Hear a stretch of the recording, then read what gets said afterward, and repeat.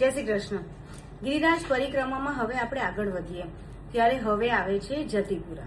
જતીપુરા એટલે એ સ્થળ જ્યાં ભગવાને પોતે ટચલી આંગળીએ ગોવર્ધન પર્વત ઉચક્યો હતો. ત્યારે ભગવાન 7 વર્ષના હતા. કહેવાય છે કે બધા જ વ્રજવાસીઓ વર્ષોથી ઇન્દ્રદેવને અન્નકૂટ 56 ભોગ ધરાવતા હતા અને ત્યારે લાલાએ કીધું કે તમે એમને ધરાવજો જેને તમે જોયા નથી. ચાલો હું તમને એવા પર્વત પાસે લઈ જાઉં જ્યાં એમના સ્વરૂપના દર્શન પણ થશે અને ત્યાં તમે તમારો 56 ભોગ આરતી અને પ્રદક્ષિણા પણ કરી શકશો.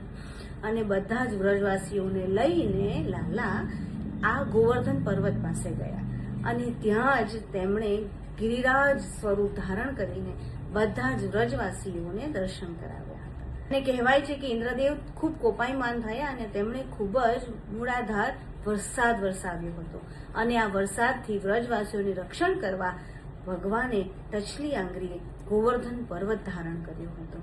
અને એ જ જગ્યા જ્યાં ભગવાને બધા જ વ્રજવાસીઓને પર્વતની નીચે ઉભા રાખ્યા હતા અને તેથી તેમનું રક્ષણ કર્યું હતું. એટલા માટે જતીપુરાનું ખૂબ મહત્વ છે.